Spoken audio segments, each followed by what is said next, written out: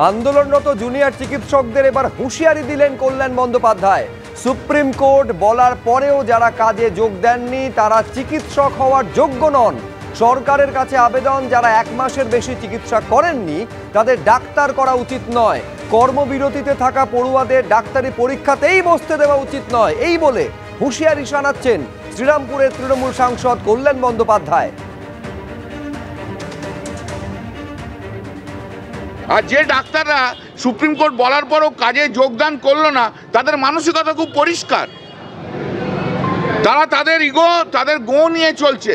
তারা বাংলার মানুষের সেবা করতে আসেনি, পরিষেবা দিতে আসেনি। এরা ডাক্তার হওয়ার আনফিট। যারা 1 মাসের ওপর ধরে স্ট্রাইক করে ট্রিটমেন্ট দেয়নি তাদের ডাক্তার হওয়া করা উচিত নয়। আমি সরকারের কাছে আবেদন করব যে এদেরকে ডাক্তারি পরীক্ষায় বসতে দেওয়া উচিত নয়। এই ডাক্তারি, এই স্ট্রাইক অবৈধ স্ট্রাইক। একদিকে নিট দুর্নীতিও ধরা পড়েছিল, যে দুর্নীতি ধরা পড়ছে সেই দুর্নীতির বিচার হবে, যে যেখানে করে তার বিচার হবে।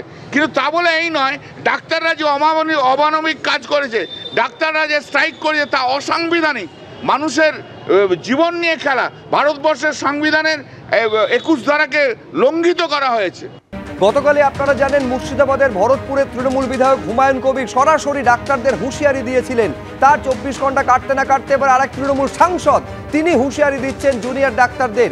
এই কথা বলছেন যে সুপ্রিম কোর্ট বলার পরেও যারা কাজে যোগ দেননি তারা চিকিৎসক হওয়ার যোগ্য নন। সরকারের কাছে তিনি আবেদন করবেন যে যারা 1 মাসের বেশি চিকিৎসা করেননি তাদের ডাক্তার করাই উচিত নয়। এই কর্মবিরতিতে থাকা পড়ুয়াদের ডাক্তারি পরীক্ষাতেই বসতে দেওয়া উচিত নয়, এই বলে হুঁশিয়ারি দিয়েছেন শ্রীরামপুরের তৃণমূল সাংসদ কল্যাণ বন্দ্যোপাধ্যায়। 24 ঘন্টা আগে আপনারা জানেন ভরতপুরের তৃণমূল বিধায়ক হুমায়ুন কবির তিনি হুঁশিয়ারি দিয়েছিলেন। তিনি বলেছিলেন যে পাবলিক যদি মরে তাহলে ডাক্তাররা কেন নিরাপদে থাকবে, এই প্রশ্ন তিনি করেছিলেন।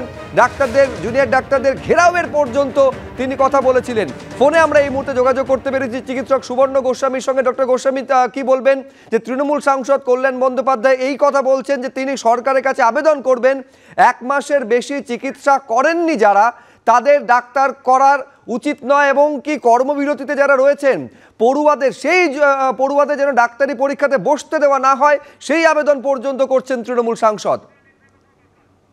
হ্যাঁ, সকলকে ডাক্তারি পরীক্ষা বসতে দেবেন না। আর রাজ্যে তো ডাক্তার দরকার নেই, কারণ ডাক্তার অভিক দে, ডাক্তার বিরূপাক্ষ বিশ্বাস, এই সন্দীপ ঘোষের মতো ডাক্তার তো আছেন, ওনাদের দলে সম্পদ হিসেবে আছেন। ওনাদের কল্যাণবাবুর যদি কোনো অসুস্থতা না হোক আমরা চাই, যদি কখনো দরকার হয় তাহলে যেন এনাদের কাছেই গিয়ে চিকিৎসা করান, এইটুকু আমরা দেখতে চাই।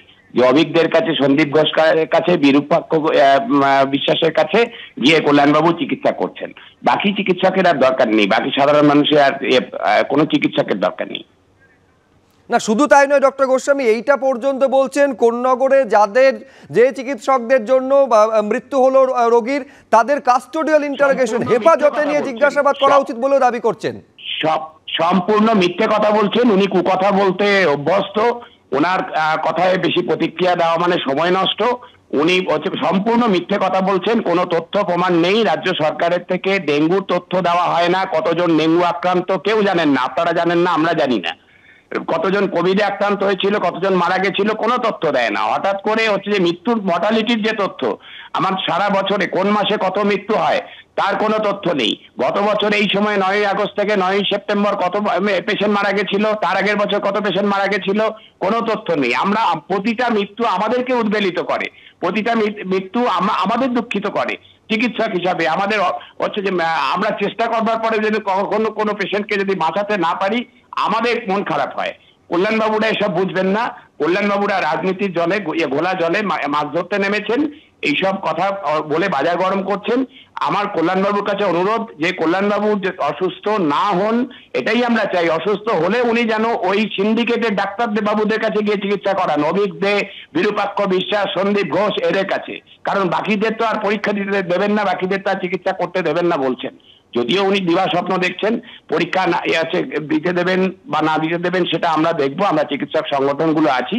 যদি কোনো জুনিয়র চিকিৎসককে পরীক্ষা দিতে না দেওয়া হয় বা অন্য কোনো রকমের কোনো ব্যবস্থা নেওয়া হয় যা উনি বলছেন, তাহলে রাজ্যের সরকারি বেসরকারি সমস্ত ক্ষেত্রে জুনিয়র সিনিয়র চিকিৎসক প্রত্যেকে কর্মবিরতিতে যাবেন। আজকে সকালেই আমরা সাংবাদিক বৈঠক করে জানিয়ে দিয়েছি, এবং তার জন্য রাজ্যের মানুষের যা সমস্যার সৃষ্টি হবে তার জন্য রাজ্য সরকার সম্পূর্ণভাবে দায়ী থাকবেন, এবং এই কল্যাণবাবুদেরকে অবিলম্বে রাজ্য সরকারের সতর্ক করা উচিত।